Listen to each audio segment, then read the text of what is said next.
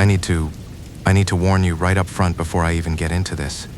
What I'm about to tell you is incredibly messed up, and if you have triggers regarding childhood trauma or, inappropriate things involving kids, you might want to click off right now. I'm sharing this anonymously because I'm 21 now, but this happened back in 2012 when I was just 7 years old, and honestly, it's a stain on my soul that I still haven't been able to wash off. I've debated telling this for years, but I need to get it out of my head.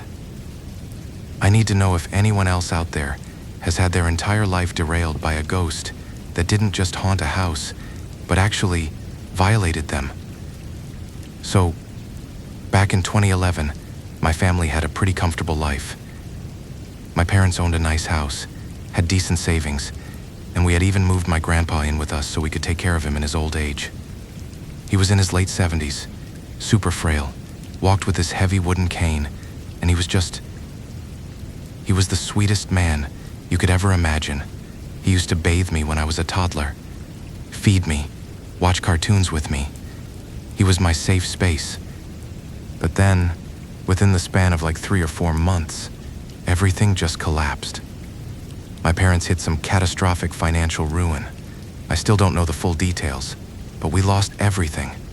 The house, the business, tens of thousands of dollars just wiped out. We had creditors breathing down our necks, and I remember this one night, my parents just snapped. They packed whatever clothes they could fit into garbage bags, strapped me and my grandpa onto the backs of 2 motorbikes, and we fled in the dead of night.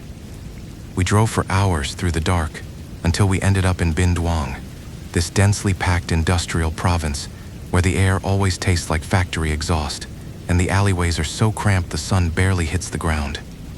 We were essentially hiding. We stayed in a sketchy motel for a few days, but no landlord wanted to rent to a broke couple with a little kid and a sick, elderly man who looked like he might pass away on their property. Finally, out of pure desperation, my dad found this dirt-cheap house deep inside a labyrinth of a slum. The alley leading up to it was constantly flooded with this foul, stagnant water that smelled like raw sewage and rust, and you had to wade through ankle-deep muck just to get to the front door. The house itself was what they call a tube house over there. It was suffocatingly narrow, maybe 10 feet wide at most, but it stretched back incredibly far, like a dark concrete tunnel. You walked into the living room, then there was a long, unlit hallway that squeezed past my grandpa's room, then my parents' room, and all the way at the very back of this lightless corridor was the kitchen and a tiny, grimy bathroom. Because we had no proper documents and were hiding from debt collectors, my parents couldn't enroll me in the local school. So, I had to drop out for an entire year. My parents immediately got jobs as factory line workers, pulling brutal shifts from 6 in the morning until 10 at night, just to put a few bucks on the table. That left me entirely alone in that dark, depressing tunnel of a house with my grandpa all day, every day. For the first few days it was fine, but I was always a skittish kid, and that house, it just had this heavy, sickening energy. By 6 or 7 in the evening, the shadows in that long hallway seemed to stretch and swallow the light. Because I was so small, I couldn't reach the light switches, which were these weird, high-up pull cords. So whenever I had to use the bathroom at night, I would beg my grandpa to walk down that dark hallway with me. One evening, my grandpa and I were sitting in the living room watching some old cartoons on a scratched-up DVD. I had to pee really bad, so I nudged him and asked him to take me back there. He tried to stand up, but his joints were completely shot that day. I remember him groaning, grabbing his knee, and just collapsing back into his chair, apologizing and telling me I'd have to be a big girl and go by myself because his arthritis was flaring up too badly. I was annoyed, but mostly I was just a kid who didn't want to miss the cartoon. I had been holding it in for so long that I was doing the little potty dance, so I just bolted down that pitch-black hallway by myself. I didn't even bother turning on the bathroom light or closing the door. I just wanted to be fast. While I was sitting there in the dark bathroom, I suddenly heard this rapid, heavy thudding sound vibrating through the thin floorboards, echoing from the front of the house and moving incredibly fast toward the kitchen. It was this aggressive, stomping rhythm that made my stomach do a nervous little flip. because my parents weren't due home for hours, and there was absolutely no way my crippled grandfather could move like that. I quickly pulled my pants up and peeked out of the bathroom into the adjoining kitchen. Sitting right there at the small dining table, completely shrouded in the shadows, was my grandpa, but he didn't have his cane. He was sitting perfectly upright, perfectly still, just staring at me. And he was smiling, but it wasn't his warm, wrinkly smile. It was this wide, tight, grotesque grin, and he kept slowly licking his lips over and over again, like he was looking at a piece of meat. My 7-year-old brain immediately started making excuses to protect me from the fear. I told myself he was just playing a game, that he had somehow pushed through the pain to come check on me so I wouldn't be scared in the dark, because he was my grandpa, right? He used to give me baths. I had been naked around him a million times as a toddler. There was no concept of danger in my mind regarding this man. I walked up to him and grabbed his arm, telling him I was done and that we should go back to the TV. As soon as I spoke, he reached out with his left hand and placed it right on my lower stomach, his fingers brushing against my upper thigh. I froze. It felt wrong. The air in the kitchen suddenly felt freezing cold, but my brain was still desperately trying to gaslight itself. I nervously laughed and tried to gently push his heavy hand away, complaining that he was playing too rough, and it kind of hurt. He didn't say a word. The smile just dropped off his face, replaced by this dead, hollow stare, and then he shoved his hand forcefully down my shorts. A sharp jolt of pain shot through me, and I violently ripped myself away from him, stumbling backward. I was incredibly confused and suddenly terrified, pulling my waistband up tight as I scrambled all the way back to the living room. I curled up into a tight ball on the sofa, hugging my knees to my chest, my heart hammering against my ribs. I kept asking myself why he was acting so mean, why he would do something that hurt me. About 5 minutes later, I heard this slow, agonizing shuffling coming from the hallway. It was my grandpa, leaning heavily on his wooden cane, dragging his feet, panting from exhaustion as he finally made it to the living room. He looked at me with total bewilderment and asked how he had ended up in the kitchen, complaining that he must have fallen asleep and sleepwalked because his legs were killing him. He then kindly asked if I had managed to go pee all by myself. He was completely back to normal. His voice, his posture, his eyes, everything was my sweet old Pop again. I just sat there, paralyzed in confusion, nodding slowly as he sat down next to me and happily went back to watching the cartoon. I didn't say a word. I just kept glancing at him out of the corner of my eye, my brain completely incapable of processing that the vile, fast-moving man in the kitchen and this frail, loving old man sitting beside me were somehow occupying the same body. When my parents finally got home exhausted and covered in factory grease, I tried to tell my mom. I pulled her aside and quietly mentioned that Grandpa had touched me down there and that it hurt. But my parents were completely broken by their financial stress. They were surviving on fumes. My mom just let out this exhausted sigh, brushed my hair out of my face, and rationalized it away, telling me that Grandpa loved me and was probably just tickling me, begging me not to make a fuss because they were just too tired to deal with drama. I felt so stupid, so I just shut my mouth and went to bed. That night, my mom and I were sleeping on a mattress on the floor in the middle room. I don't know what time it was, maybe 3:14 a.m. or something, but the air in the room suddenly grew so heavy it felt difficult to breathe. I opened my eyes in the dark, and the bedroom door slowly creaked open. A tall silhouette stepped inside. It was him, but he was standing completely straight, moving with this fluid, terrifying grace. He walked over to my side of the mattress and slowly crouched down. I was wide awake, but I literally could not move a single muscle. It was like an invisible weight was crushing my chest, pinning me to the bed. He reached under the thin blanket and wrapped his cold, calloused fingers around my ankle. He began stroking it, slowly sliding his hand up my calf, over my knee, and resting it on my inner thigh. I was screaming inside my head, crying silently, but my vocal cords were completely paralyzed. He kept his hand there, applying a sickening amount of pressure, right up until my mom shifted in her sleep beside me.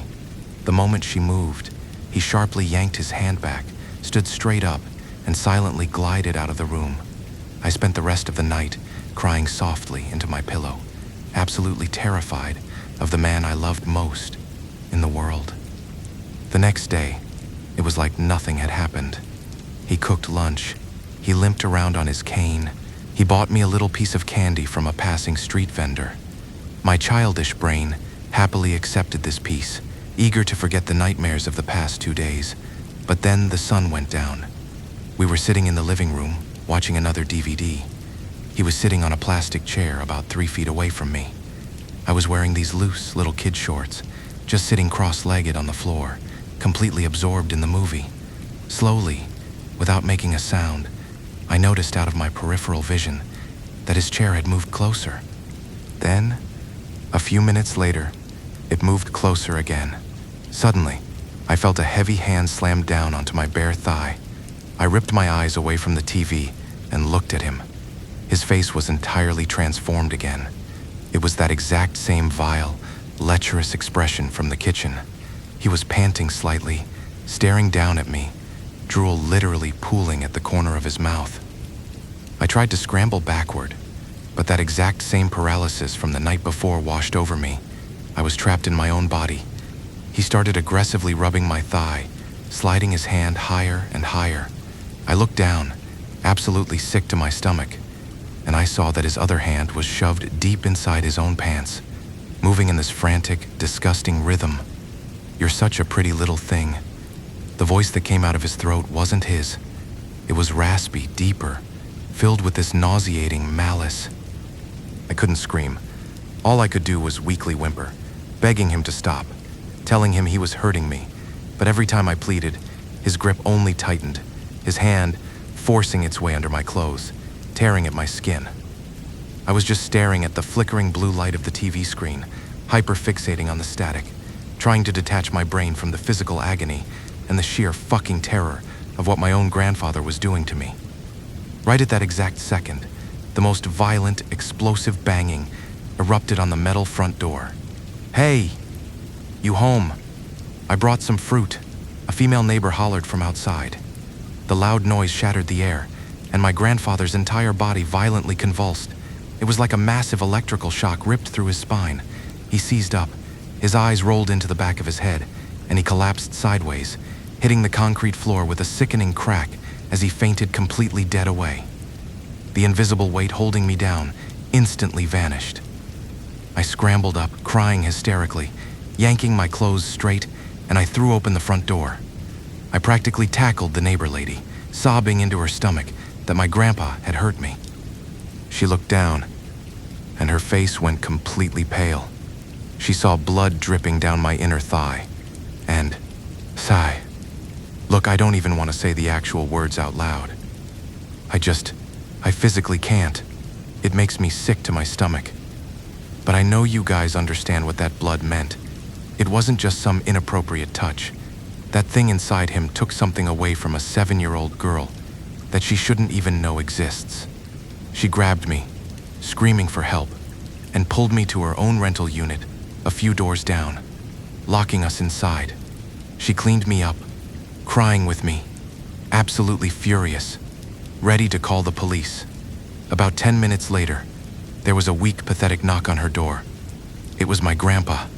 He was leaning heavily on his cane, looking absolutely lost, calling out my name with tears in his eyes, asking where I had gone. The neighbor tore the door open and started screaming at him, calling him a monster, threatening to have him locked up for the rest of his miserable life for what he did to a child. My grandpa just stood there, looking at his hands, which were smeared with my blood. He dropped his cane and fell to his knees, sobbing uncontrollably, swearing to God he didn't remember anything, begging to die right there on the spot, because he couldn't comprehend how he could have done something so evil. When my parents rushed home, all hell broke loose. But my grandfather, despite the universal hatred radiating toward him, couldn't accept that he had done it. He knew his own heart. The very next morning, despite his aching joints, he hobbled around the slum, asking the oldest residents about our specific rental house, lying and saying he had seen a shadow to get them talking. And that's when the horrific truth came out. Just 3 months before we moved in, that house had been occupied by a 40-year-old man who ran a small grocery out of the living room. He had been babysitting his young niece, a little girl exactly my age. He had been assaulting her for weeks. One afternoon, a customer walked in unannounced and caught him actively doing it. The customer dragged him out into the alley and screamed for the neighborhood. A mob formed in seconds. Vigilante justice in those slums is brutal and absolute. The neighbors beat that man with pipes and bricks until he stopped breathing, right there in the flooded alley. Because it was a mob, no one was charged. His family fled, the house sat empty, and the landlord immediately rented it out to the next desperate family that came along, which was us. That sick, twisted entity hadn't moved on. It was still rotting inside that narrow tube house, and it found the weakest, most vulnerable vessel it could easily overpower, my frail, elderly grandfather. When my parents found out, they didn't even pack. We abandoned the house that very afternoon.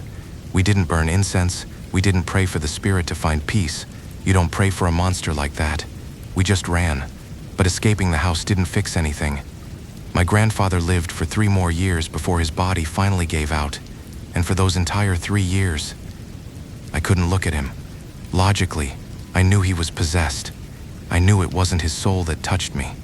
But my trauma didn't care about logic. The hands that violated me were physically his. The disgusting face that haunted my nightmares wore his wrinkles. Whenever we were in our new, safe apartment, I locked my bedroom door. If he walked into the kitchen, I would immediately walk out. I treated him like he was a disease. And the most heartbreaking part is, he understood. He never pushed me. He would just quietly bring me a glass of water, set it on the table from a distance, and limp away. His head hung low in perpetual shame for a sin he didn't even commit. He died carrying that heavy, awkward silence between us. And now, as an adult, the guilt of freezing out an innocent old man eats me alive every single day. But the physical trauma is worse. Even now, married to a man I love with all my heart, intimacy is a battlefield. Half the time, the moment things get physical, my brain forcefully flashes back to the flickering light of that old TV, the smell of factory exhaust, and the feeling of cold, calloused fingers digging into my skin. I just completely break down crying, leaving my poor husband confused while I suffocate in a memory that technically wasn't even caused by a living human being. I guess I'm just putting this out there because I feel so utterly isolated. Has anyone else ever been collateral damage to a haunting like this? Has anyone else had a spiritual entity physically rob them of their ability to trust, to be intimate, to feel clean? Because the ghosts in the movies just want to scare you. They just want to make you jump. But the thing in that house, it wanted to ruin me. And honestly, I think it succeeded. I'm sorry if this was a hard listen. I really am. I had to get it out. Please, wherever you are living, whatever cheap place you're renting to get by, look into its history. Because sometimes, the worst monsters don't leave when their heart stops beating. Stay safe out there.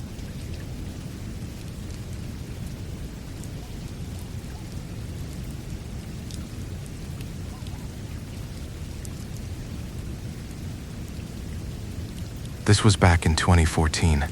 I had just finished high school, fresh out of the countryside, packing my entire life into a couple of duffel bags to head up to college in Saigon.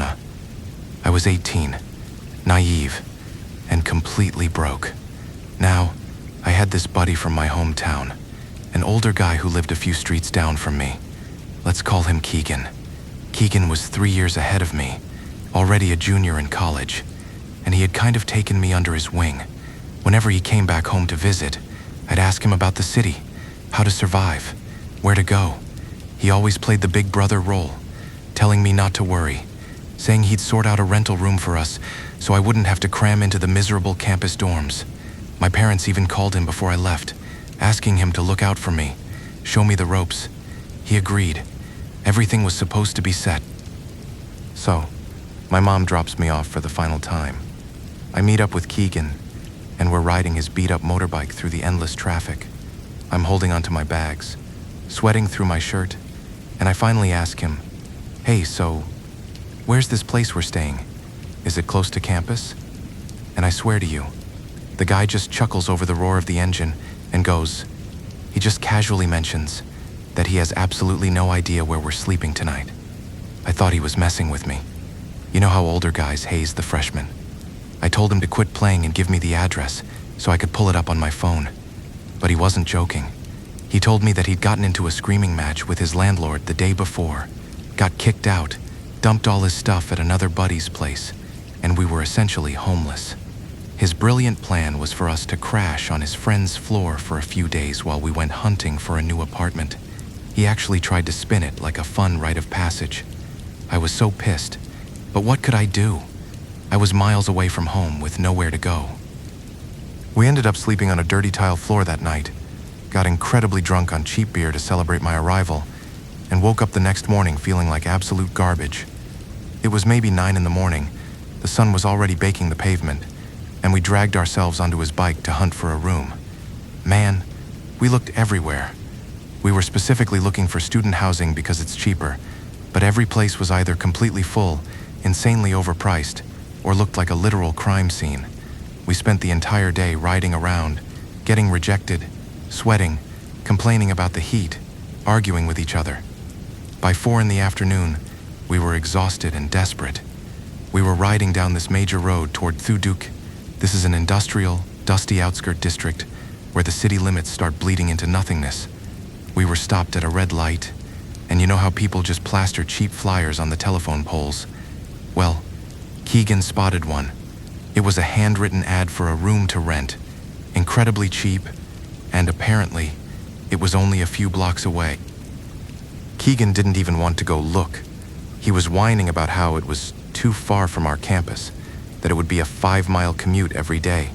But I was so completely done with being homeless that I begged him to just turn the bike around and check it out. We pulled into this really narrow, claustrophobic alleyway, the kind where the sun barely hits the ground and the walls are covered in moss and peeling posters. But when we found the actual building, it was surprising. It was a small boarding house, and it looked brand new. Like, when we walked in, I could still smell the fresh paint and the drywall compound. It was pristine. We asked the landlord about the price, and it was roughly $40 a month.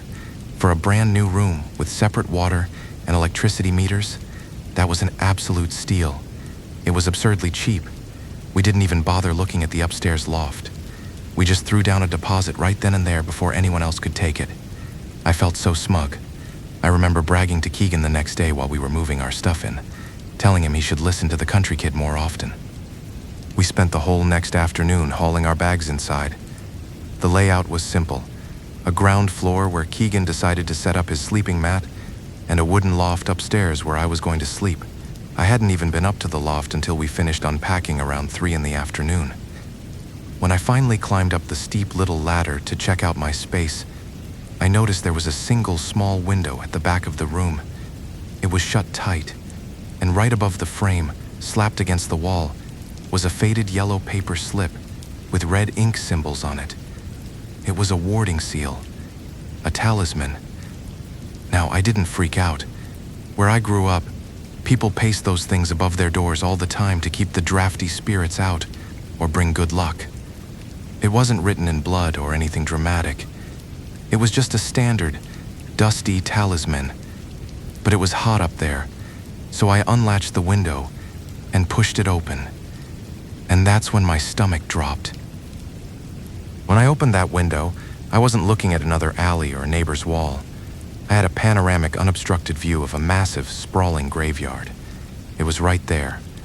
Our building was literally sharing a back wall with a cemetery, and it wasn't a small one either. It was a sea of concrete tombs, crosses, Buddhist stupas, just packed tightly together, baking in the dead afternoon sun. But the thing that immediately grabbed me, the thing you couldn't ignore, was this towering stone deity right in the middle of the graves. It was a massive stone statue of Ksitigarbha Bodhisattva. For those who aren't familiar with Buddhism, he's basically the ultimate savior of the underworld.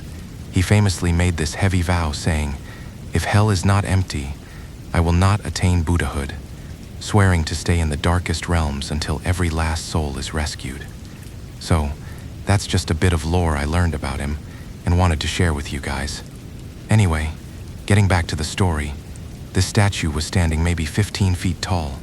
It had this stern, unblinking face, holding a staff, sheltered by this large, circular concrete canopy. It stood out because all the other graves were low to the ground, but this thing was just looming over everything. I slammed the window shut and practically fell down the ladder. I grabbed Keegan, panicking, telling him we screwed up, that we needed to get our money back because our room was literally sitting on top of a burial ground. He just laughed at me. He walked up there, looked out the window, and shrugged it off. He reminded me that we'd already paid 3 months' rent in advance, and then he mocked me for being scared. He told me that since he was sleeping downstairs, he didn't care what was out the window. I tried to act tough. I told him I wasn't scared, that I used to catch frogs in the cemetery back home. But man, I was terrified. Because of our different class schedules and his part-time job, Keegan and I rarely saw each other during the day. Sometimes we wouldn't cross paths for 2 or 3 days at a time. He'd leave before I woke up, and by the time I got back from my afternoon classes, the room would be empty. For the first week, everything was fine. A completely normal, boring week. I'm a smoker, so I'd occasionally open that window just a crack to blow the smoke out, but otherwise, I kept it locked. Then, the trial period ended. That's the best way I can describe it. Whatever was out there decided it was time to introduce itself. It started with the dogs. I'd get home around 5 in the evening, the sun starting to dip, the room casting these long, weird shadows, and I started hearing dogs barking. Not just one, but a pack of them, and it wasn't a normal territorial bark. It was frantic, aggressive. The first day I ignored it, but it kept going, giving me a massive headache, so I cracked the window to look out. Down in the graveyard, right around the base of that massive stone deity, there were 4 stray dogs, scrawny, mangy things, and they were just screaming at the statue. They were looking up at it, baring their teeth, backing away, and then lunging forward. I tried to rationalize it. I told myself that dogs are stupid. They probably couldn't tell the difference between a giant imposing statue and a real person. Maybe the face of the deity spooked them. It was annoying, but whatever. I closed the window, but it happened the next day, and the day after that. And by the 4th day, I realized something really screwed up. They weren't barking at the statue itself. They were tracking something on the statue. You know how a dog follows a laser pointer?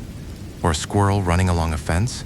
These dogs were running in circles around the base of the monument, their heads tilted up, barking at something that was slowly moving around the canopy. I strained my eyes, looking for a stray cat or a rat up there, but the concrete roof was completely empty. There was nothing, but the dogs were tracking something. Later that week, and I need to preface this by saying I was a dumb, broke kid who made questionable choices. Keegan and I went out to get some food. Down the main street from our alley, there was this older lady who ran a sketchy underground street food cart. She sold dog meat. It's a dark, taboo part of the culture, and I'm not proud of it, but it was incredibly cheap meat, and we were drinking. We sat there, ate the stew, drank some awful rice wine, and went home. The very next afternoon, I was up in the loft, and the barking started again. I opened the window, annoyed, and saw the same 4 dogs running their chaotic circles around the statue. I closed the window and laid down. Maybe 10 minutes later, the barking turned into this vicious, guttural snarling. They were fighting. I opened the window again and saw a massive dust cloud kicking up among the tombstones. The 4 dogs were just tearing into each other, ripping at throats, yelping. It was a bloodbath. I couldn't do anything to stop it. They were way too far out, and there was a wall between us. I remember actually thinking to myself, in a really dark, sarcastic way, that if they killed each other, the old lady down the street was going to have a field day picking up the inventory. I shut the window. Eventually, the noise stopped. Just dead silence. The next morning, I woke up early. I grabbed a cigarette, cracked the window, and looked out toward the statue. The dogs were dead. All 4 of them. But it wasn't the fact that they were dead that made my blood run cold. It was how they were dead. When animals fight to the death, they drop where they drop. It's messy. But these 4 dogs, they were lined up perfectly, side by side, snout to tail, lying in a flawless, horizontal row right at the foot of the deity, like someone had measured the distance between their bodies. I stared at them for a long time. From that distance, I couldn't see any blood, but their tongues were lolling out, and they were stiff. My brain instantly went into overdrive trying to gaslight myself. I told myself it was poison. Someone in the neighborhood got sick of the noise, threw poisoned meat over the wall, and then what? Climbed the fence and arranged the corpses as a sick prank? It made absolutely no logical sense, but I forced myself to believe it because the alternative was too horrifying to process. When Keegan got home that night, I told him about the dead dogs. He immediately got greedy. He wanted me to point out where they were so he could go bag them and sell them to the street vendor. But when we opened the window to look, the bodies were gone. Just vanished. We figured the city sanitation guys, or maybe the vendor herself, had already scooped them up. I felt uneasy, but life went on. A few days passed. I was eating breakfast at a noodle stand near the alley entrance. The woman running the stand was gossiping with a customer, and I overheard them. The vendor was whispering about the old lady who sold the dog meat. She said the lady had found 4 freshly dead dogs in the graveyard a few mornings ago and dragged them home to cook. But the vendor also mentioned a rumor. Some guy walking home late at night claimed he saw a little boy, maybe 7 or 8 years old, riding on the back of one of the stray dogs through the tombstones, laughing, right before the dogs all dropped dead. I stopped chewing. My stomach tied itself into a knot. I tried to push it out of my mind. It was just neighborhood gossip. Superstitious nonsense. That night, Keegan and I went out drinking again. We got pretty hammered. We stumbled back to the room around 10. He passed out on his mat downstairs, and I crawled up into the loft, my head spinning. Sometime deep in the night, I don't know the exact time, must have been around 3:11 or 3:15 a.m. I woke up with a full bladder. I climbed down the ladder, used the bathroom, and climbed back up. I wasn't sleepy anymore, so I decided to have a smoke. Keegan hated the smell of smoke, so I had to be careful. I quietly unlatched the window, opened it wide, and leaned my head and shoulders all the way outside so the smoke wouldn't drift down to him. The graveyard was pitch black, except for the ambient orange glow of the city, reflecting off the low clouds. I took a drag, blew it out, took another. Everything was dead silent. On my 4th drag, I exhaled a thick cloud of smoke. I watched it drift lazily out into the humid air, curling and thinning out, and as the smoke cleared, my eyes adjusted to the canopy of that giant stone deity, standing right on the very peak of the concrete roof, maybe 40 feet in the air, was a little boy. He looked about 7 or 8. He was just standing there, one hand resting on his hip, the other hanging limp by his side. My brain completely stalled. I thought I was hallucinating from the cheap booze. I rubbed my eyes hard and looked again. He was still there, and he wasn't completely still. He was swaying slightly, his head tilting from side to side, and even though I couldn't make out his facial features in the dark, I could feel the weight of his stare. He was looking directly at my window. A kid, 40 feet up in the air, in a graveyard, at 3 in the morning. Panic hit me like a physical blow. I threw the cigarette into the dark, scrambled back inside, and practically threw myself down the ladder. I was shaking Keegan, screaming at him to wake up, telling him there was a kid stuck on top of the statue and he was going to fall and die. Keegan groaned, swearing at me, telling me I was a drunk idiot, but I dragged him out of bed and shoved him toward the ladder. I was maybe 2 steps behind him as he climbed up. He reached the loft, looked out the open window, and turned back to me, furious. He told me there was absolutely nothing out there. I pushed past him and looked. He was right. The canopy was empty. Keegan unleashed on me. He cursed me out, telling me I was losing my mind, that he had to be up for work in 3 hours and I was ruining his life with my drunken paranoia. He turned around and started climbing back down the ladder. He was halfway down. Only his torso and head were still visible in the loft. I glanced back toward the window to close it, and my heart completely stopped. The kid wasn't on the statue anymore.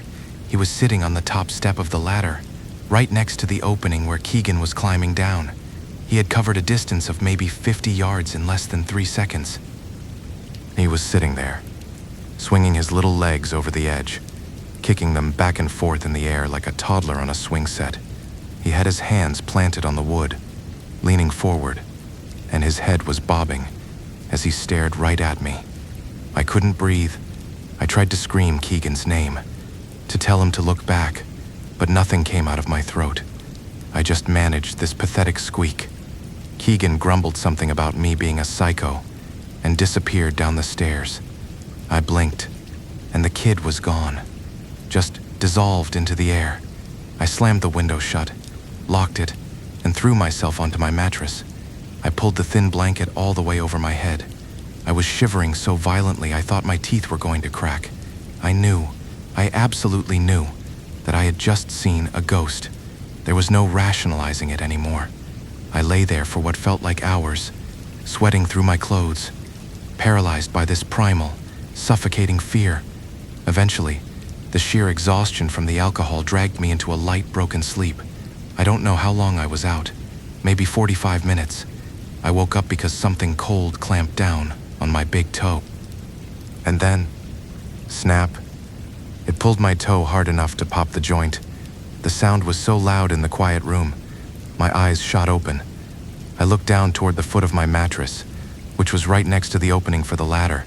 There was a head slowly rising up from the stairwell. My immediate thought, my desperate defense mechanism, was that it was Keegan. I thought Keegan had come back up to scare me for waking him up earlier. I tried to keep my voice steady. I told him that it wasn't funny, that I wasn't scared, and he needed to go back to sleep. The head dipped back down out of sight. I let out a breath I didn't know I was holding. I closed my eyes again. 3 minutes later, snap. My middle toe was yanked, hard. I opened my eyes, and the head was peeking up over the edge again. I sat up slightly, my voice trembling now. I told Keegan to stop. I begged him to stop. It went back down. I lay there, staring at the ceiling, waiting. Then, it grabbed my big toe again, and this time it jerked my entire leg forward. I snapped. I threw the blanket off and bolted upright, and I completely froze. Sitting right at the top of the ladder, bathed in the faint, sickly light filtering through the window, was the boy. He was sitting in this tight little ball, his knees pulled up to his chest, his arms wrapped around them. He was sitting completely still. His skin had this awful grayish-blue tint to it. I couldn't look at his face. My brain literally wouldn't let me. I found myself staring at a small chip in the paint on the floorboards right next to his bare foot. I just stared at that chip of paint, unable to move, unable to blink. We sat there in silence for maybe 4 seconds. It felt like an eternity. And then, he spoke. His voice didn't echo. It didn't sound ethereal. It just sounded like a normal, flat, emotionless kid. "Is the meat good?" he asked. I couldn't answer. "Is the meat good?" he repeated. I caught them. They were barking too loud. They gave me a headache. I caught them. "Is the meat good?" He just kept repeating it, mumbling it over and over. I caught them. I caught them. "Is the meat good?" Then, he stood up. He didn't vanish this time.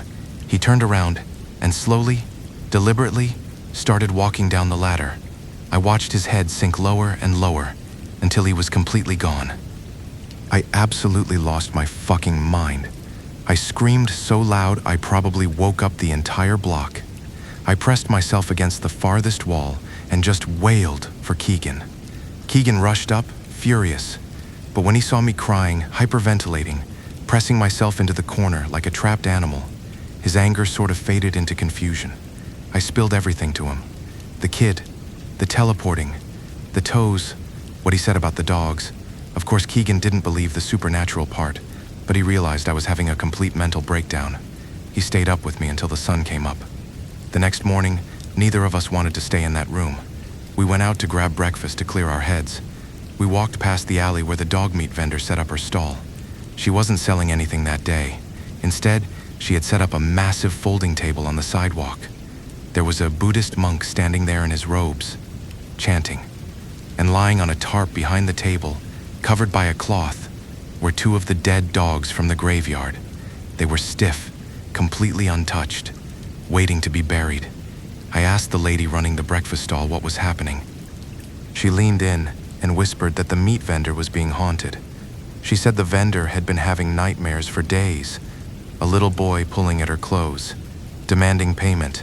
But last night, while her husband was out of town, she woke up to find the boy standing right beside her bed.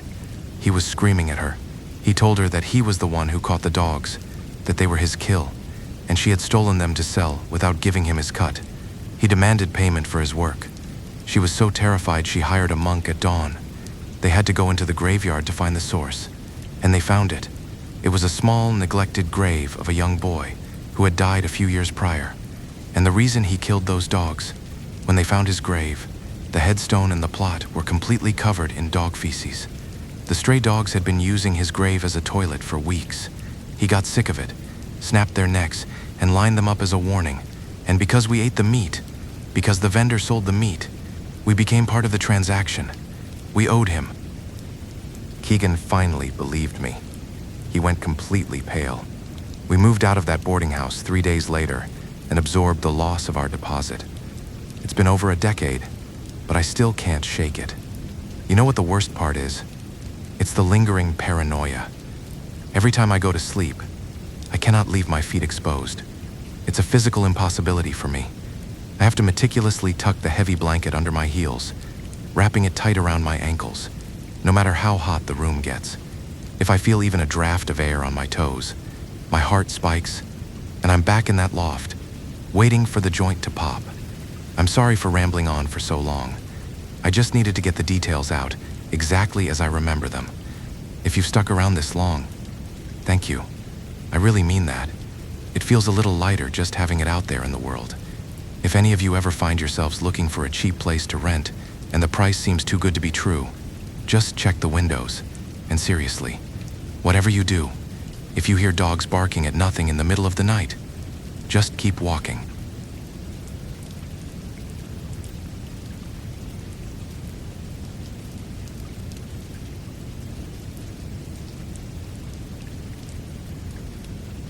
I gotta be honest with you. Most people who have paranormal experiences will tell you it happens randomly. A weird noise in a new apartment, a shadow on a dark road. But for me, it's not random at all. It's medical. I'm in my early 30s now, living a pretty quiet life.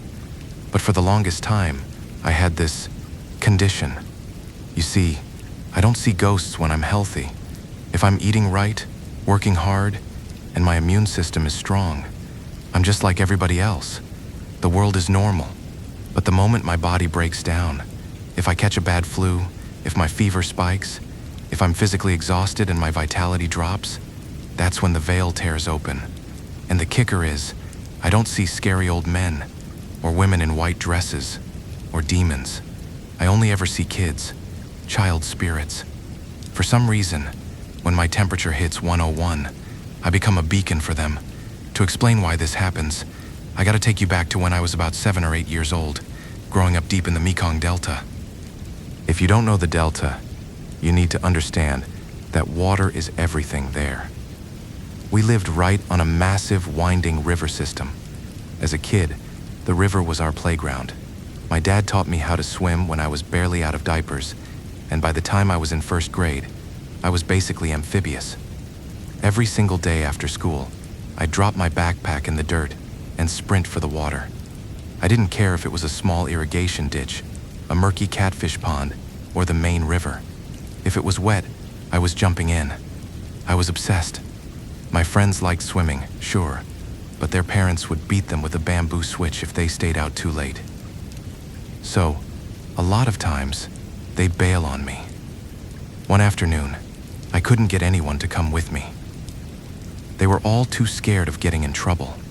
I figured, fine, I'll just go by myself. Now, a smart kid would have gone to a shallow creek. I went straight to the main river. It was wide. The water was a deep, muddy brown, and the current was deceptively strong. I dove off the wooden pier and started swimming out. When you're a kid swimming alone, you have to invent games to keep yourself entertained. My favorite game was racing the debris. I'd spot a clump of water hyacinths floating down the river, and I'd try to intercept it before the current carried it past my invisible finish line. I saw a big patch of green floating way out toward the middle of the river. I put my head down and paddled as hard as I could. I actually managed to grab it, feeling pretty proud of myself. But when I turned around to head back, I realized I had drifted much further than I thought. The wooden pier looked incredibly small. I was easily 40 yards out. I started swimming back, but I was already tired. Just then, a large motorized wooden cargo boat came chugging down the center of the river. The driver wasn't paying attention to some kid in the water. The boat kicked up a massive wake. The first wave hit me hard, washing over my head and pushing me off course. I swallowed a mouthful of muddy water and panicked. I kicked my legs out to tread water, trying to catch my breath. That's when my right foot hit something solid under the surface. It was a submerged, dead tree branch. It was shaped like a massive Y, and my ankle slid perfectly into the narrow notch of the wood. The current shifted, pulling my body one way, while my foot was pinned completely still. It violently twisted my ankle. The pain was blinding. I tried to reach down to free myself, but the next wave from the boat crashed directly over my face. I couldn't float. I was anchored to the bottom. Every time I opened my mouth to scream, the river just poured in. I remember the frantic burning sensation in my chest, the thrashing of my arms, and then just a heavy dark silence. I blacked out. I was clinically dead. Long story short, a neighbor happened to be walking by the bank a minute later. He saw just the top of my head bobbing under the waves. He dove in, yanked my foot out of the branch, and dragged me to the mud bank. I don't know how long I wasn't breathing, but he had to flip me over his shoulder and literally bounce the water out of my lungs until I finally threw up and gasped for air. My ankle was swollen and purple, but I was alive. I limped home and lied to my parents, telling them I hurt my leg playing soccer. I was terrified they'd ban me from the water forever. I stayed away from the main river for about 3 months, but eventually the fear faded and the addiction came back. It was late afternoon, maybe around 5:30. Again, nobody wanted to swim with me, so I went back to the exact same wooden pier. I jumped in and swam around for over an hour. The sun started to set, turning the sky a deep bruised purple. The water grew cold. I figured it was time to head in before my dad came looking for me. I swam over to the wooden pier, intending to grab the slick wooden posts and pull myself up. But as I got close, I looked up at the bank. There was a crowd standing there. It was a massive group of children, maybe 15 or 16 of them. In a rural village, you know every single kid by name. You know their faces, their voices, their parents. I had never seen any of these kids in my life, and they looked wrong. It was a completely chaotic mix. Some had shaved heads, some had wild matted hair, some were wearing modern t-shirts, others were in ragged loincloths, and a few were completely naked. Some looked like toddlers, others looked about my age. They weren't talking, they weren't laughing, they were just lining up on the edge of the pier. And then, the first kid just stepped forward and jumped right into the river with a heavy, muffled splash that sounded completely wrong, immediately followed by the second kid stepping up and hitting the water with that exact same sickeningly hollow splash. And then the third kid did the exact same thing, without a single second of hesitation. I was treading water right next to the pier, holding onto a wooden post. The water from their splashes was hitting my face. I was just staring at them, completely confused. I couldn't climb up because they were blocking the ladder. I weakly called out, begging them to just let me up, but they completely ignored me and just kept jumping into the freezing water, creating this endless, agonizing rhythm of hollow splashes that kept echoing in the dark. After a few minutes, the water was freezing and my arms were shaking. I looked closely at the line of kids, and my heart stopped. The first kid who had jumped, a boy with a distinct bald spot, was back at the front of the line. He stepped off the edge and jumped again. I looked at the water around me. Nobody had surfaced. 16 kids had jumped into the deep river right next to me, and not a single one had come back up for air. They were just sinking like stones, but somehow they were seamlessly walking out of the tall grass on the bank, getting back in line, and jumping again. It was a flawless, silent loop, an endless conveyor belt of drowning children. I realized I couldn't hear their footsteps on the wooden boards. I could only hear the splash, and even that sounded muffled, like it was happening underwater. I was trapped in the freezing river, clinging to the post, watching dead kids recreate their final moments over and over again. I absolutely lost it. I started screaming and crying at the top of my lungs. Suddenly, a rough hand grabbed my shoulder. A raspy voice angrily demanded to know what the hell I was doing down there. I jerked my head up. The line of children was instantly gone. The pier was empty, except for an old woman from my neighborhood wearing a conical hat. She reached down, grabbed my arm, and hauled me up onto the wooden planks. She aggressively scolded me, asking if I was completely crazy, because absolutely nobody swims in the main river at dusk unless they actively want the water spirits to drag them down. I just sat there, shivering uncontrollably, staring at the dark, swirling water. I went home and finally confessed everything to my mom, the near drowning months ago, and what I just saw. She turned pale. She told me that because I had technically died in that water, my spirit was permanently marked. Those kids hadn't come to hurt me. They had sensed someone who belonged with them, and they were waiting for me to come back. You'd think an experience like that would make me cautious, but I was a stubborn kid. Fast forward a few years. I was 14. I absolutely hated school, so I dropped out in the 8th grade. Back then, in the countryside, there were these sketchy, unregulated family-run businesses that produced cheap knockoff soda. They'd hire local teenagers for pennies to do the grunt work. I needed money for the internet cafe to play online RPGs, so I took a job at a bottling shed. My job was mind-numbingly simple. I sat on a tiny plastic stool on a wet concrete floor. Beside me was a stack of dirty plastic crates filled with empty, sticky glass bottles returned from local shops. I had to take each bottle, shove a soapy brush inside, scrub it, rinse it, and place it into a clean crate on my other side. We didn't get an hourly wage. We got paid by the crate. It equated to roughly 50 Vietnamese dong per bottle. To give you an idea, you had to wash 20 bottles just to buy a single piece of cheap candy. Most kids quit after 3 days because their hands would peel from the harsh chemicals. But I was desperate to level up my online character, so I stayed. Because everyone else quit, I had to take on massive loads. Sometimes I'd sit there from 3 in the afternoon until 9 at night, just scrubbing glass in the dark. One evening, I was feeling terrible. My throat was on fire, my joints ached, and I had a throbbing headache. I was definitely running a high fever, but my pockets were empty, and I needed the cash. I figured I'd just push through it for a few hours. By 7 o'clock, the main production crew had gone home. It was just me, sitting in this isolated, dimly lit corner of the open-air shed. The only sound was the running water from my hose and the squeak of my brush. I was burning up. Sweat was dripping off my nose, and my vision was getting blurry. I had just finished washing a full crate, 24 bottles, perfectly arranged in their slots. I slid the clean crate to my right and reached to my left for another dirty one. When I turned back, my stomach dropped. The clean crate I had just finished was empty. I blinked, rubbing my hot, sweaty eyes. I looked down. All 24 bottles were scattered across the filthy, wet concrete floor. They were covered in soapy mud and dead bugs. I let out a frustrated groan.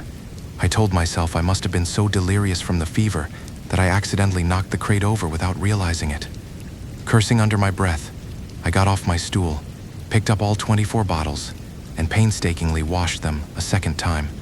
I put them back in the crate, double-checked that it was secure, and grabbed a new batch. 5 minutes later, I heard a soft clink. I looked over. The bottles were on the floor again.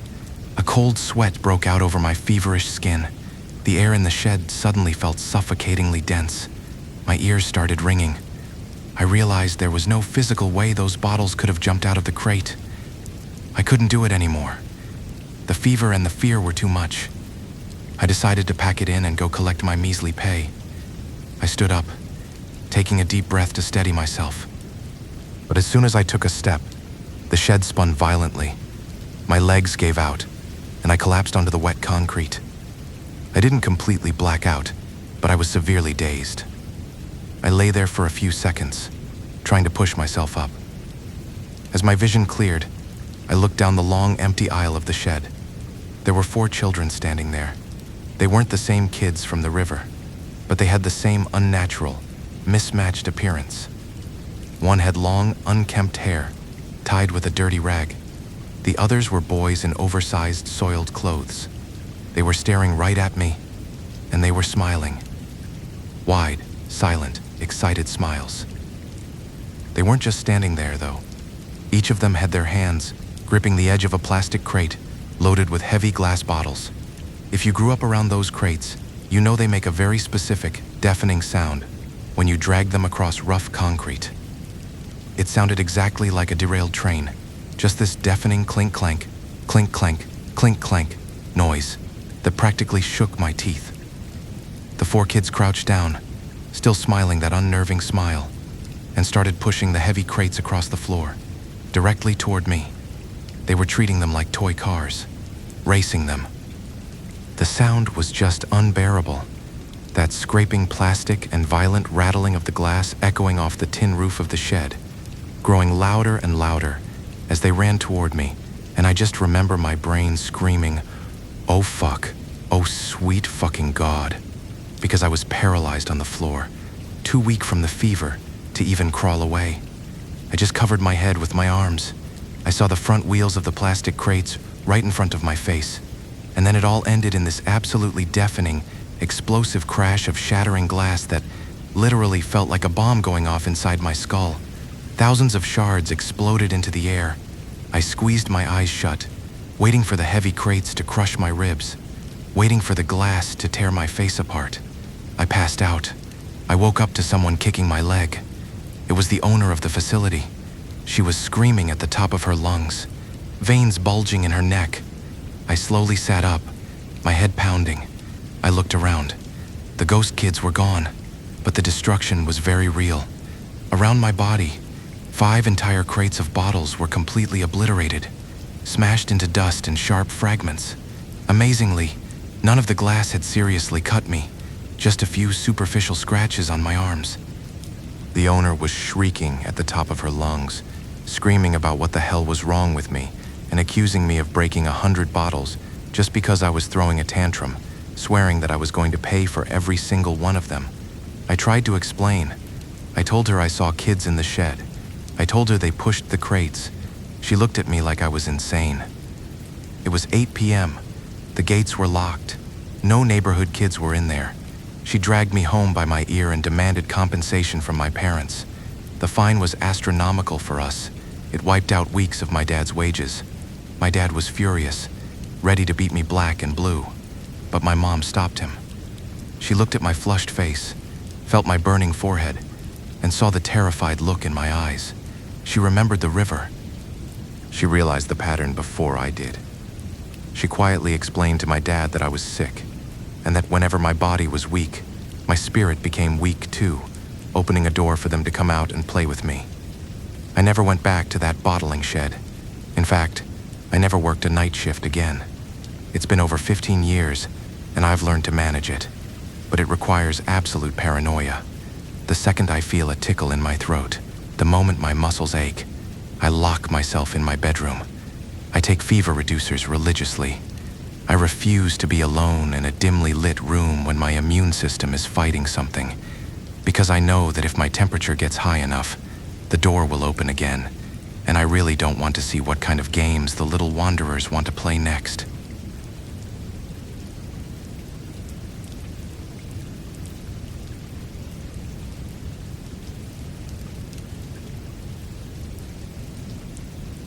I know a lot of people have these absolute horror stories about their mother-in-laws, But honestly, mine wasn't bad at all. In fact, for the first 3 or 4 years of my marriage, my husband and I lived with her, and it was fine, you know? She had her own business, she was pretty well off, and we just stayed in our lane. There was none of that toxic dynamic you see in movies. I did my part around the house, she did hers, and we genuinely got along. But there was just this one thing. She wanted a grandchild. Desperately. My husband and I, we had been trying for a while, just working our asses off, and hoping for the best, but nothing was happening. And she wasn't mean about it, but she was definitely persistent. She'd always drop these heavy hints, sighing and saying how she just wanted a little baby to hold before she got too old. It was annoying, sure, but typical grandma stuff. But then, after about 3 years of us coming up empty, she decided to up the ante. She sat us down one night and basically put a bounty on my uterus. I'm not even kidding. She told us that business had been really good, she had a bunch of extra cash, and she made us an offer we literally couldn't refuse. She said, and I remember this so clearly, she said that if I could just get pregnant, she didn't care if it was a boy or a girl, she would build us a house, completely free and clear. She had this piece of land about 3 miles away in this area, called Long Than, which is this rapidly developing district outside the city, right?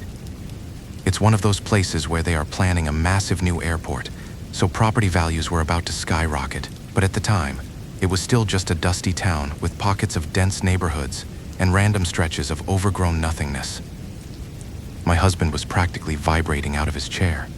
We didn't have a lot of money to our names, and the thought of having our own place, a brand new house, on a piece of land that was going to be worth a fortune, it was a no-brainer. I mean, I actually liked living with his mom. She spoiled me, but you don't say no to a free house. So, we kicked things into high gear. My husband started looking up all these weird herbal remedies, drinking this awful medicinal liquor that was supposed to boost fertility.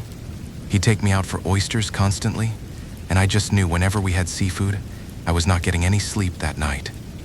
And heck, it actually worked. About 3 or 4 months later, my period was late. I bought a cheap test from the pharmacy, peed on the stick, and boom, 2 lines. Now, any woman will tell you that a home test is only like maybe 70% accurate. You need a blood test to be sure, but my husband was so freaking excited he shoved the plastic stick right in his mom's face, and she didn't even wait for a doctor's confirmation. The very next Monday, literally the start of the week, she dragged us to the notary office and transferred the deed to the Long Than land right into our names. I stayed living at her house through my whole pregnancy. Fast forward to my 8th month. My belly is huge. I'm miserable. My back is killing me. And that's when my mother-in-law officially broke ground on our new house. She didn't mess around. She hired a massive crew to get it built fast. The night they poured the foundation, I was just waddling down the hallway to get some water, and I happened to walk past my in-laws' bedroom. The door was cracked open. Now, I am not an eavesdropper. I swear I'm not. But they were arguing, and their voices were pretty loud. I stopped because I heard my father-in-law sound really agitated, which was rare for him. I remember leaning against the wall, holding my giant stomach, as I listened to my father-in-law ask her if she was really sure about this, reminding her about the incident that happened on the empty lot directly across the street from our new property. He was saying how it was a bad idea to send me, a pregnant woman who was about to give birth, to live right across from a place where that horrible thing happened. My mother-in-law just scoffed at him. She told him he was being ridiculous, that the thing he was talking about happened over a decade ago, that the neighbors probably forgot about it, and the spirits had probably reincarnated by now. She was so dismissive, but my father-in-law kept pushing back, saying you never know with these things, that it was risky. My heart kind of dropped into my stomach. I waddled back to my room as fast as I could and waited for my husband. When he came to bed, I confronted him. I demanded to know what the hell happened on the empty lot across from our new house. He looked super uncomfortable, rubbing the back of his neck, and tried to brush it off, but I wasn't letting it go. Finally, he caved. He told me that years and years ago, a distant relative of his mom's had moved down from the countryside. They were dirt poor. His mom let them stay in her house for a bit, but the guy and his wife fought constantly, screaming matches, breaking things, so his mom kicked them out. Having nowhere to go, they borrowed some money from her and built this pathetic little tin roof shack on the empty patch of dirt right across from the plot she owned, the plot where our new house was currently being built. The wife got pregnant, but the fighting didn't stop. And one night, the husband just snapped. He beat her. He beat his pregnant wife so badly that she died right there on the dirt floor of that shack. The cops came, the guy was arrested, went to prison, and eventually, he got the death penalty. They executed him. My husband finished the story and just shrugged, telling me it was ancient history. But I was sitting there, 8 months pregnant, feeling my baby kick, and I was terrified. I begged him not to make us move. I told him we could just stay with his mom, that we had the deed to the land, and that was enough. We didn't need the house. But he completely gaslighted me, telling me I was being hormonal and irrational. He argued that we had literally nothing to our names. His mom was spending a fortune on this house, and the area was totally different now. It was packed with neighbors. The roads were paved. It wasn't the isolated dirt patch it used to be. He made me feel stupid for wanting to give up a free home over a ghost story from 10 years ago. So, I gave up. I let him convince me. I gave birth to a beautiful baby. We stayed at my mother-in-law's place for my postpartum confinement, which in our culture means you basically don't leave the room for a month to recover. By the time the baby was about 2 weeks old, the house was finished. It was incredibly fast. We didn't even have a proper housewarming, just my husband going over to light some incense, and right after the baby turned 1 month old, we packed up and moved in. For the first 5 or 6 days, it was completely fine. The house was a simple, single-story build with a nice little concrete courtyard in the front. But the view from my front door, it just unsettled me. Our side of the street was fully developed, houses packed tight against each other, but right across from us was that lot. Despite land prices in Longtan skyrocketing, no one had ever bought it. No one had ever built on it. It was just a gaping hole of overgrown weeds, twisted vines, and wild grass sitting right in the middle of a busy neighborhood. During the day, it was just an ugly eyesore. But at night, looking out my window at that pitch-black void of vegetation gave me the creeps. Then came the weekend. My husband invited a buddy of his from the city, a guy named Parker, to come down with his wife, Piper, to see the new place and have a few drinks. They were our age, early 30s, and we had hung out a few times before. Parker was a super nice guy, always cracking jokes. We set up a little table out in the front courtyard for them to drink. It was probably around 9 p.m. Actually, no, maybe closer to 9:30 because the neighborhood was starting to quiet down. I wasn't drinking because I was nursing, so I was just sitting in the living room, occasionally chatting with them through the open door while trying to keep the baby asleep. Parker had been drinking pretty heavily, and he needed to pee. Our bathroom was all the way at the back of the house, and every time he had walked past the bedroom earlier, his heavy footsteps had startled the baby. So, being considerate, he announced he was just going to cross the street and take a leak in the bushes to avoid waking my kid again. I watched him stagger across the road, but he didn't just pee on the curb. I guess he was feeling shy or something, because I watched him push his way deep into the tall grass of that overgrown, abandoned lot until the shadows completely swallowed him. Right as he disappeared into the weeds, my baby started fussing in the bedroom. You know that horrible squirming whimper right before a full meltdown? I immediately got up and went into the bedroom, which was totally dark except for the street lamp bleeding through the window. I picked up my baby, bouncing on my heels, shushing softly, trying to rock the crying away. I was standing there for maybe 2 or 3 minutes, entirely focused on getting my kid back to sleep. And then, I heard the heavy, dragging scuff of footsteps walking into the house from the courtyard, crossing the living room tile, and heading straight for my open bedroom door. I automatically assumed it was my husband coming to check on us. I didn't even turn around. I just kept bouncing the baby and whispered into the dark, telling him to go back outside, that the baby was almost asleep and his beer breath was going to ruin it. But the footsteps didn't stop. They didn't turn around. They just kept getting closer. A slow, deliberate shuffle. I spun around, annoyed, and froze. It wasn't my husband. It was Parker. He was just standing right in the doorway of my dark bedroom. I felt this immediate spike of awkwardness because, I'm a woman who just gave birth. I'm in my pajamas, holding my baby in the dark, and my husband's drunk friend is just staring at me. And his eyes, they were completely vacant. He wasn't blinking. He was just looking at me with this intense, unblinking focus that made the hairs on my arms stand up. I tried to play it cool, offering this tight, uncomfortable smile, and I politely asked him to go back out to the courtyard, that I was just putting the baby down. He didn't answer.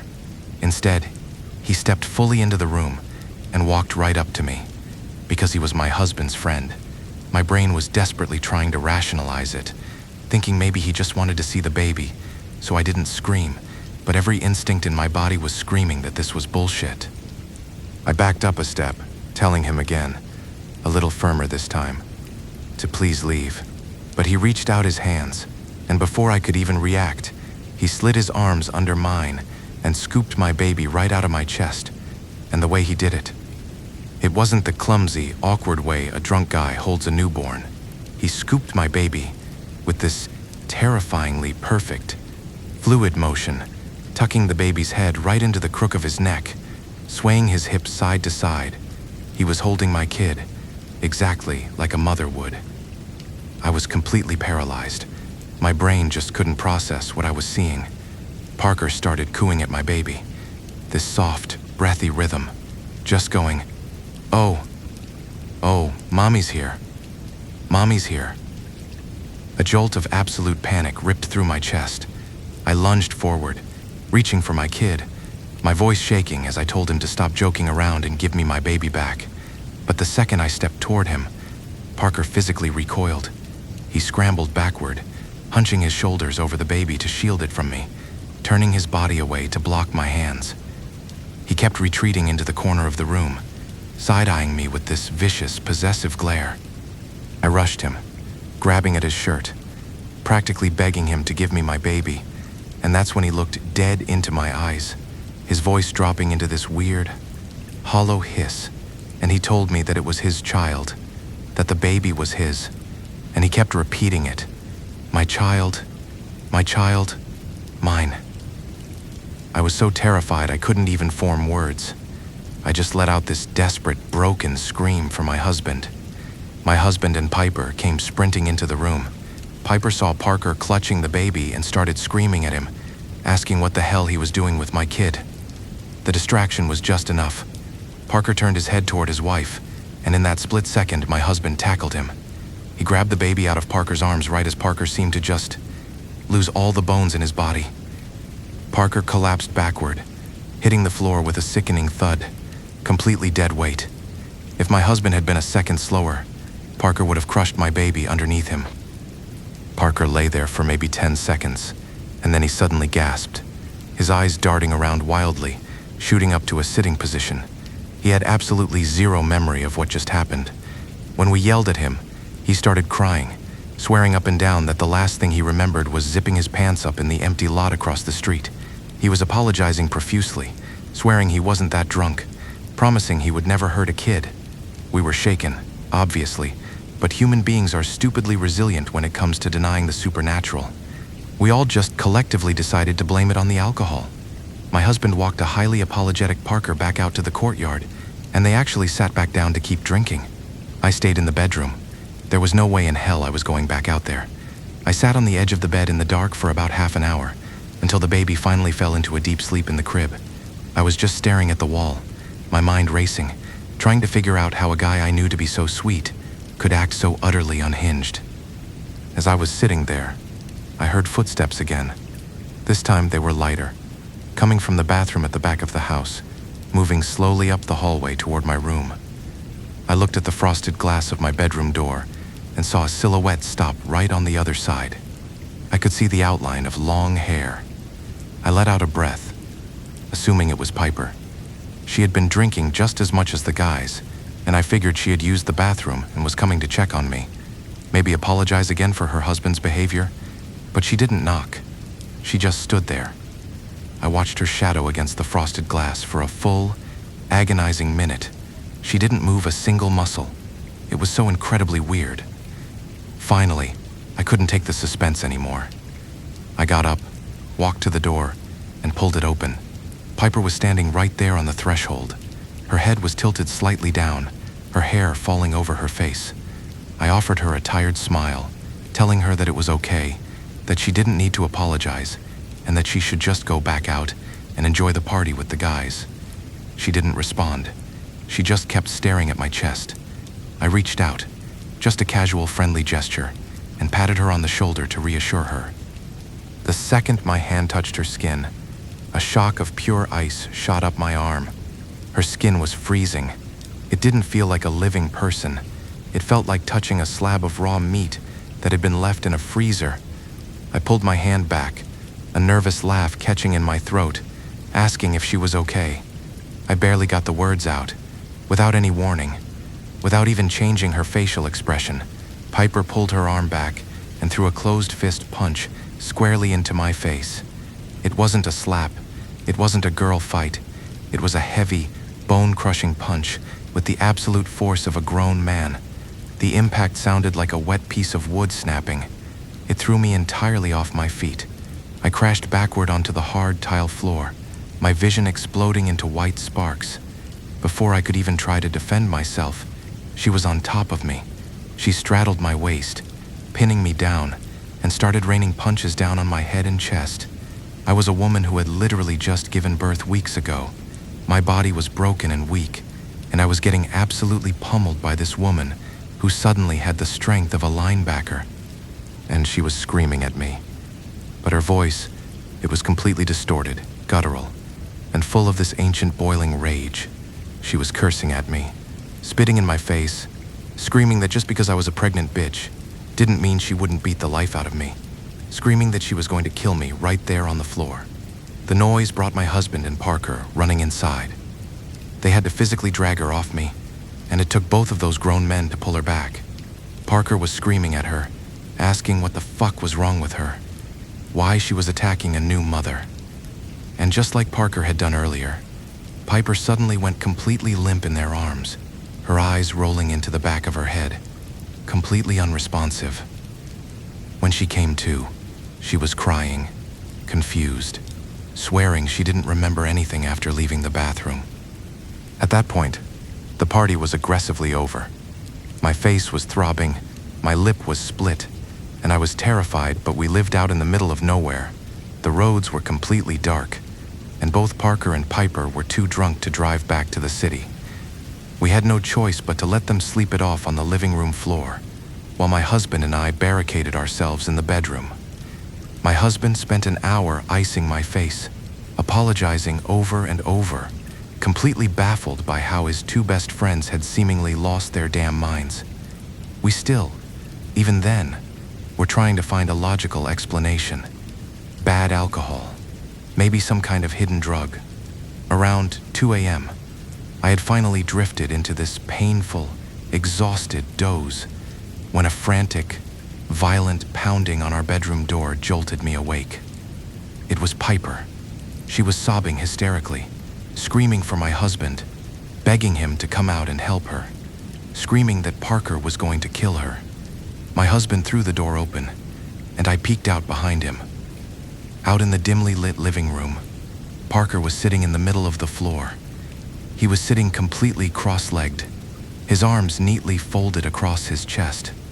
One of his legs was bouncing up and down in this rapid, manic rhythm, and he was staring right at us with this wide, sick, completely twisted smirk on his face. My husband lost his mind. He marched right up to Parker, pointing a finger in his face, screaming at him, telling him he was a piece of shit, that he had ruined the night, attacked his wife, and that their friendship was fucking over. Parker didn't flinch. He just kept bouncing his leg, smiling that horrible smile. Piper grabbed my arm, her nails digging into my skin, and she was hyperventilating, shaking her head. She whispered to me that Parker wasn't drunk. She told me that she had woken up to find him sitting on her chest, his hands wrapped around her throat, squeezing the life out of her, and she told me the exact words he had whispered to her while he was choking her. He had smiled at her and said, "I killed my own wife without blinking. You think I won't kill you too?" The moment she repeated those words to me, my blood ran completely cold.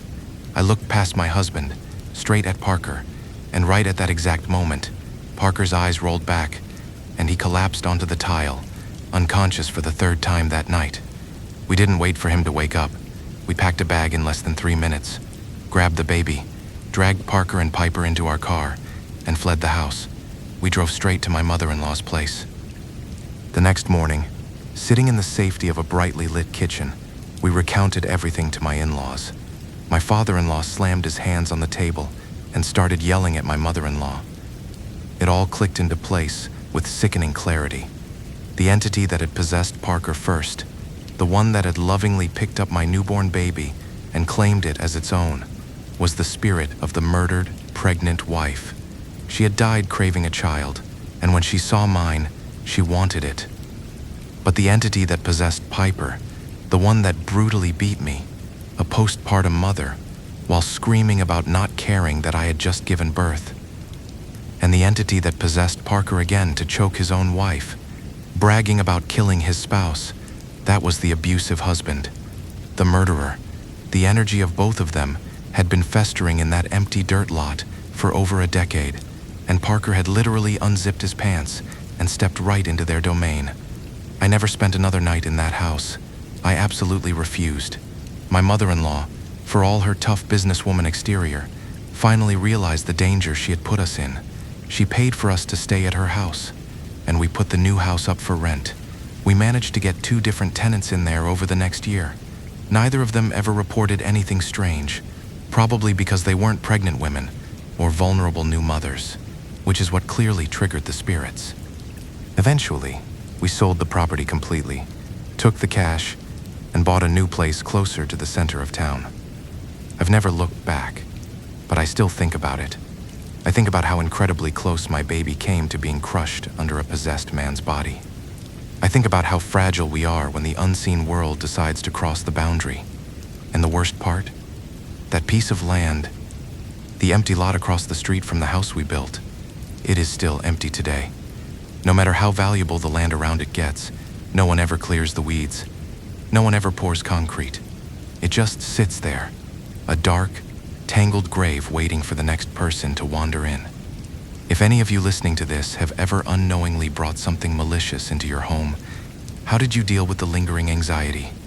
Because even years later, every time I hear footsteps in the hallway, I tense up, bracing for a punch that I know isn't coming. Anyway, I'm sorry for rambling on for so long. Thank you for listening to my story. Please, if you ever move into a new place and the locals warn you about an empty patch of dirt, don't be arrogant. Listen to them. Stay safe out there.